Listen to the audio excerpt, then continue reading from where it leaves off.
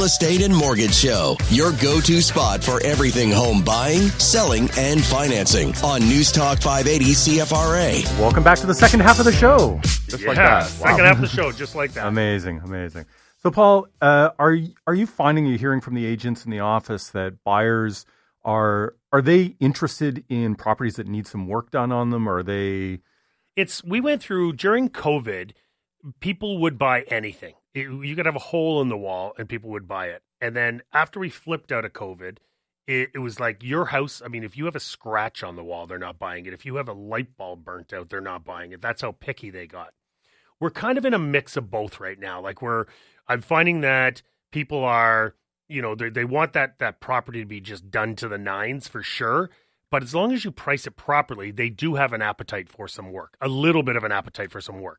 Where they don't have an appetite, unless it's priced really properly, is kitchens, bathrooms, like the big renovations that people, that they have to take on. And the other thing that they really don't have an appetite for is for renovations and upgrades that don't add any value, meaning a roof, a furnace, even somewhat windows. Like if they have to go in and replace all that and spend 20, 30, 40 grand on all that stuff, knowing that there's not really a value attached to that coming back your way. It's just an expectation. It's an expectation, right? So someone says, well, should I redo my roof to sell my property? And I said, well, listen, you're going to redo that roof, but you're not going to get the value out of it. Your home will sell quicker, which might get you more money in your pocket. But it's not going to, you put $7 grand in a roof, you're not going to up your price by $7 grand because people expect a roof.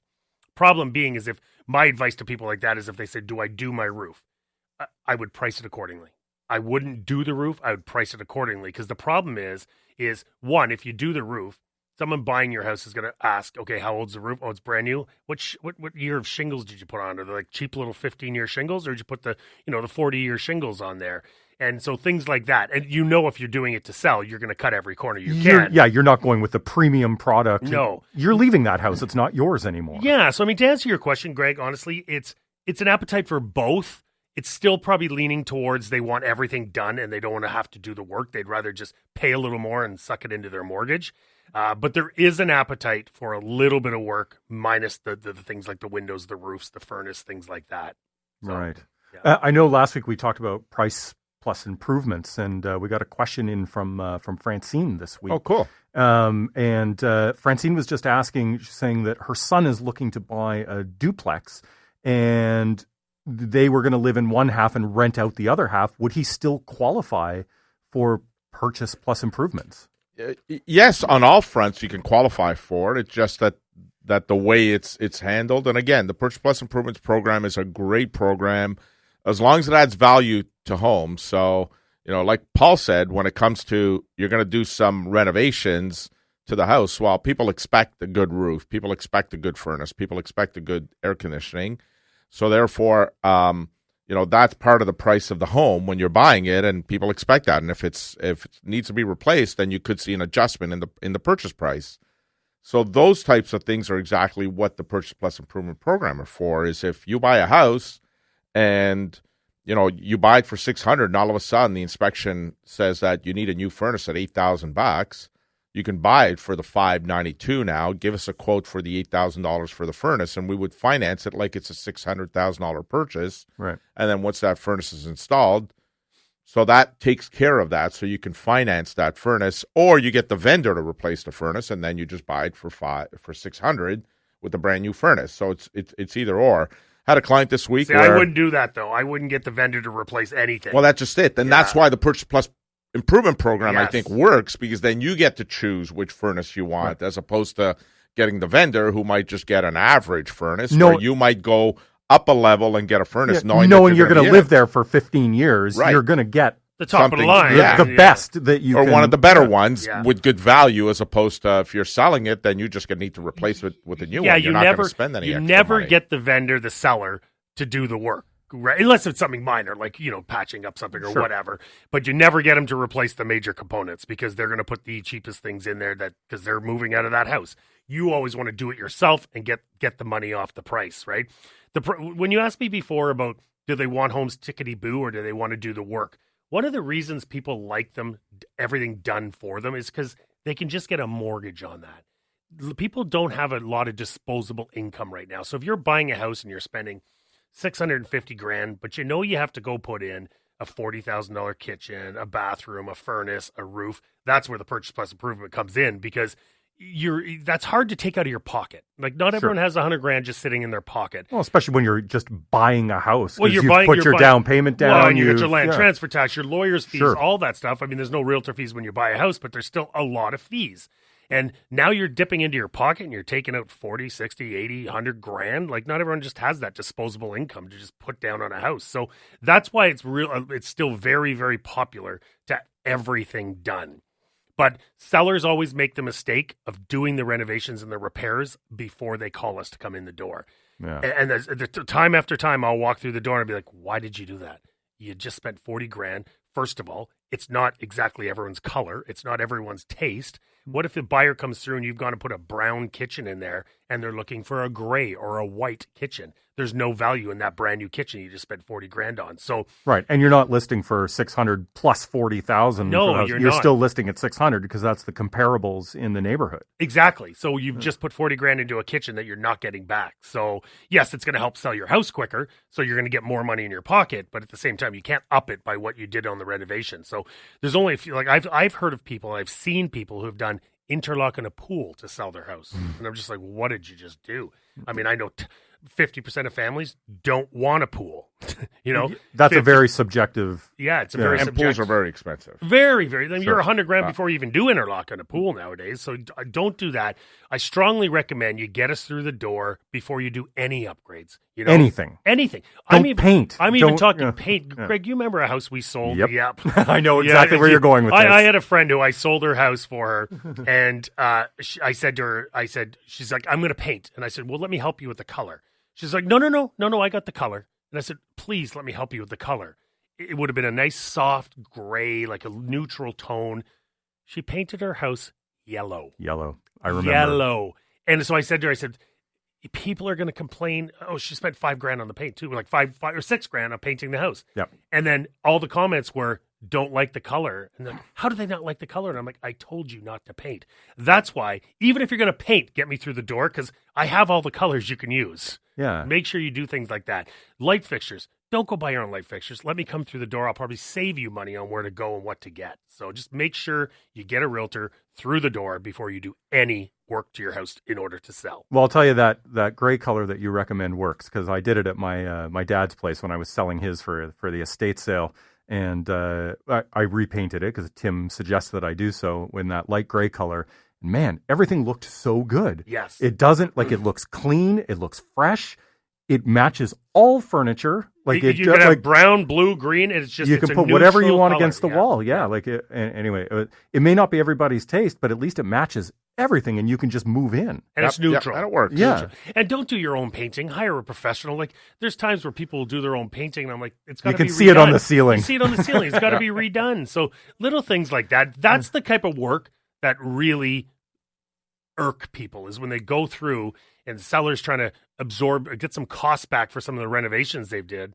But you look at the renovations and you're like, that's not even a nice renovation. Like, I've seen kitchens where people are like, that's an ugly kitchen. Brand new, but it's ugly. It's the same vein as when you show a house dirty. Yeah. Is that it makes people look closer and wonder what else has been messed up or not taken care of properly. Well, if your house is dirty, what do you think your furnace is like? Right. What do you think your eaves troughs are like? What do you think the windowsills are like? What do you think, like, all that?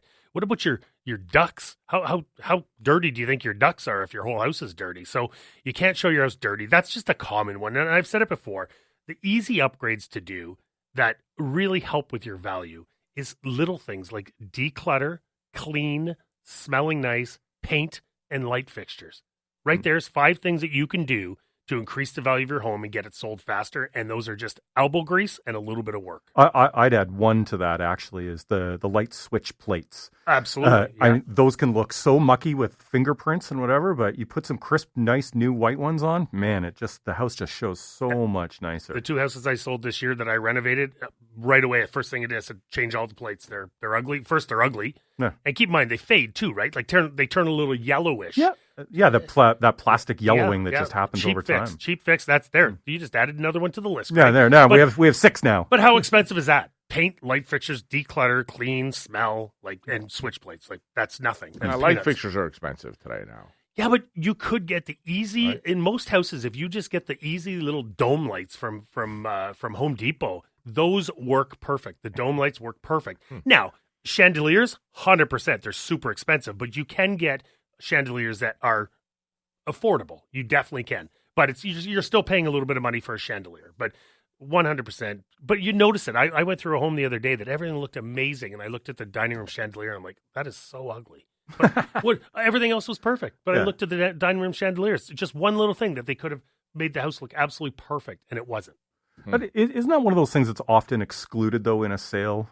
Like If it's specific something light expensive. fixtures. Light fixtures are always usually included unless it's a heirloom. Like it's Right. Your family gave it to you. grandma's old, chandelier. And a lot of times they're not even that nice, but they just mean something, sentimental value. Oh, no, it's the emotional value. The emotional of it. value. Yeah, So for sure. those are the only time. But usually appliances nowadays are included in properties. Light fixtures are included. Window curtains and blinds and drapes and all that are usually included. And that's the difference between buying new and used too, right? Like usually you have the appliances and you have the eaves troughs and you have the curtains and the rods and all that stuff. So back in the day when people were like, I want to buy brand new, so just know when you buy brand new, budget for eaves troughs, air conditioning, appliances, curtains, and curtains and that aren't cheap these days either too, right? So you got to budget for some expenses when you're buying brand new. Well, everything's custom when you're talking about window coverings and all that, right? Everything has to be measured and whatever. So it starts to cost quite a bit to do it. So I guess that's the offset of buying a resale versus buying a new. It always has. The new home price may seem great, but budgeting all those other things in. I mean, you're talking tens of thousands of dollars too, Right. right? Like appliances are minimum $10,000 when you're putting all these appliances in. So you're saving appliances there. And it's way more, but I'm saying minimum $10,000. Sure, yeah. Curtains aren't cheap. I just put 2 curtains and some rods in the show home at for Clement. It was $440 just for two curtains. So and some rods. So. Oof. Yeah, so it adds up. Yeah, absolutely. Yeah, Purchase Plus Improvements, by the way, is not for everyone. I mean, if you're limited on your down payment, it's a great program. But if you've got, I've had clients where they've got 40% down payment, and I'll say to them, well, if the renovation is going to be $100,000, instead of putting $250 as a down payment, put the $150, keep the $100,000 out, and do your rentals. This way, you can do it on your own timetable. Because when you get into the Purchase Plus Improvements program, you need to, in a lot of cases, you need to provide the invoices. The paid invoices, there's inspections that are done. And so there is a little bit of an extra cost on your end. But if you've got the money to do the renovations outside of it, then, some people say, well, we're going to put 10% down. But if the renovation accounts for 5% of it, maybe buy the house with 5% down, then keep that other 5% out to do your renovation. And this way you don't have to report receipts. You don't have to keep the invoices. And you can do it on your own timetable. So you're not restricted to the 90, 120 days that the lender may put you on the clock on, where you can do it over your own time. What happens if the quote's more, though? Let's say you go out and you get Purchase Plus Improvements, you get the quote, you submit it, it's a $40,000 kitchen, and then you realize that, damn, it's $47,000 this kitchen now. You're going to be out to $7,000. You're out to $7,000. So do they say to some contractors, go a little higher, and if you can save some money? I mean, that's probably illegal because you're adding that to your mortgage. But you could, but then if the invoice, so what the lender will ask for is now show me the paid invoice, and if the paid invoice has got a difference in the amount, they'll put that money back against the mortgage. They're not going to give it to you. So some people have tried where, let me get a quote for $50,000, I'll do it for $40,000, and I'll pocket the $10,000. Doesn't work that way anymore. They've caught on. That's called mortgage fraud, actually. Fraud. It's a soft fraud, but it's still fraud. Yeah. Fraud is fraud. So therefore, what the lenders do now is they want the paid invoice. That's why they ask for it. And as long as they see that the amount is the same, then they'll advance the money. Because really, what happens is on a Purchase Plus Improvement, the money gets advanced on closing to the lawyer, and it sits in a lawyer's trust account. So you actually pay interest on it. The person pays interest on that money, despite the fact that they haven't had access to it yet until they complete the renovations. So and submit all the paperwork. Do you remember last week I came up with a new word in the dictionary? What was it? Preparedness or something like that? Or what was the word I used? Like it was declutterness. Declutterness. You're starting to sound like some guy down south here. So who comes up with new words that are actually in the dictionary? Just so you know, it is being entered into the dictionary now as it might be there already. Declutterness. I just heard a new one too. Soft fraud. Is there such a thing as a soft fraud and a hard fraud now? There is, actually. Soft fraud. In our industry, there is. Fraud is fraud. We'll tackle that after the break. Have a question, head over to realestateandmortgageshow.com and submit it there, or give us a call, 521-TALK, 521-8255. We will be right back. Welcome back to the show. Hey, Frank, Dan sent a quick question in at realestateandmortgageshow.com. And just did, which is great. So he's listening to the show, which is awesome. And he said, if you increase amortization, is it considered refinancing? What if you decrease amortization? Is it also considered refinancing? Yeah, so great question, because you can increase amortization if you're in a collateral mortgage at no cost and it's not considered a refi. If it's done through a mortgage broker who would do it through a non-bank lender who would register, doesn't have to re-register it, and they would be able to increase your amortization. To decrease the amortization is definitely not a refi. It's basically saying I want my payment to be X amount. So what I normally say to customers is I say, pick the payment that you want and let that dictate what your amortization is. So pick a number that you're comfortable with. And if you say, right now I'm paying $800 biweekly, I'd love it to be $1,000 biweekly on my renewal. Let the bank or lender know I want to set my payment at $1,000, and then that'll determine what the amortization is. That's the best way to do it. Got it. So it's not a refinance. It's not a refinance for sure. It's not. Perfect. All right. To the phones we go. We've got Deanna on the line asking a question about selling her home. Deanna, welcome to the show.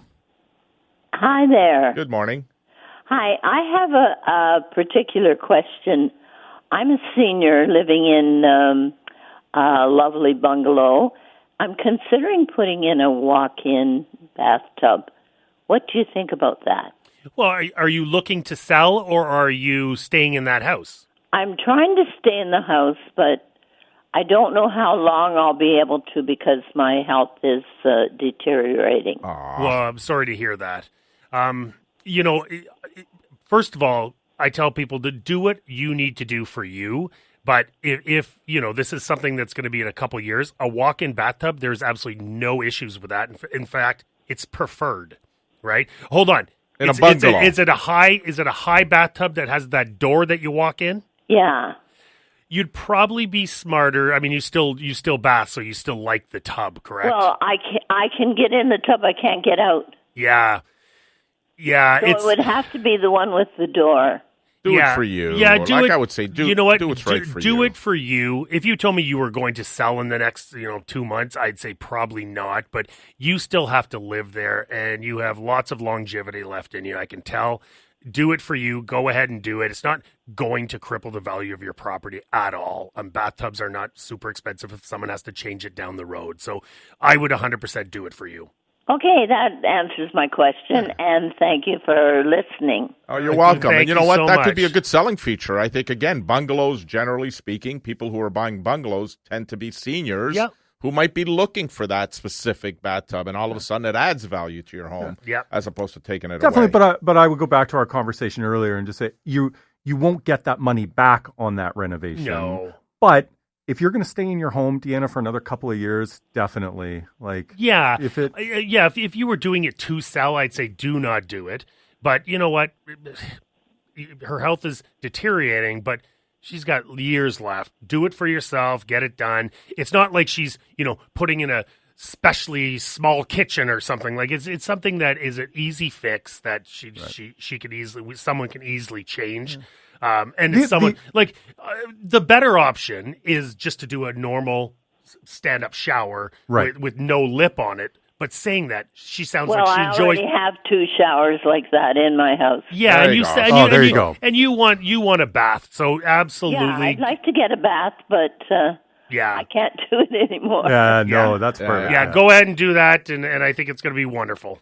Thanks so much for the call, Deanna. Really appreciate you listening. Yeah, do what's best for you, Deanna. At this point in your life, I think you've earned it. You deserve it, and go ahead and do that. And I truly believe that once you put your bungalow for sale, the likelihood is that it could be an older person and or couple that buys it, and they may actually see a lot of value in that bathtub. So Very true. where you wouldn't get your money back, you would get to enjoy it for a number of years, and then once you're ready to sell it, that would actually appeal to somebody who's looking to buy your house. And listen, someone's not going to walk into that bungalow. Now, saying that, there's loads of people buying bungalows these days, from 20-year-olds to 80-year-olds. It's a popular very, product. very, very popular product, so it's not just for seniors. But saying that, no one's going to walk in there and say, I love this house, except the bathtub, I'm not buying it. Like, you might have someone, but it's not a huge fix. I mean, you just fix the bathroom. It's not like it's a major fix. So go ahead and do it.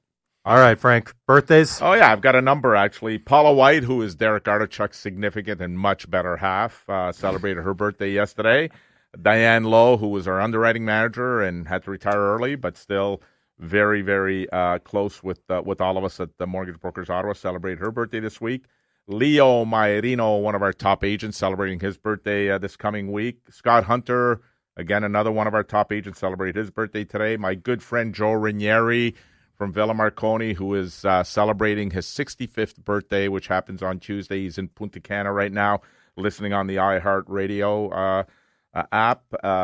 Good friend and family friend Otto Bernardi, celebrating his birthday. And the most special one, and not that the other ones aren't special, but this one's very, very special, would be my granddaughter Amelia, who turned 2 years old today, and she was born just after lunchtime. So we're coming up on it. Coming up. She is 2 years old today, and I can't wait to celebrate with her for the rest of the day. So that's amazing. Now, Paul, you don't have anything, do you? No, I don't have any. Well, first of all, before we get to this, it was a friend of ours, Mr. Adam Cote, decided to say, Frank should also put the tub in as well. I'm sure he still enjoys his bath. Adam. That's hilarious. Love you, Adam. Love anyways, you. I don't think I have. Do you? I don't think I have any. I can't think of anything. We're good. Well, you know what? Oh, wait we got a big one. We got a big one. Mr. Frank Napolitano turns 80 tomorrow. Happy birthday, Frank. And I have just one anniversary. Tracy Arnett is 3 years with my company. So 3 years ago today, she folded her doors of Tracy Arnett Realty and joined Paul Rushforth Real Estate and brought along 4 amazing agents. And the merger has been just unbelievable. So happy anniversary, Tracy. That's awesome. Happy anniversary. Awesome. Hey, everybody. Thanks for listening and have an amazing week. If you have a question, head over to realestateandmortgageshow.com and submit it there, and we'll answer it on air next week. And happy birthday, Frankie. Thank you. And continue to support local businesses and charities, everyone.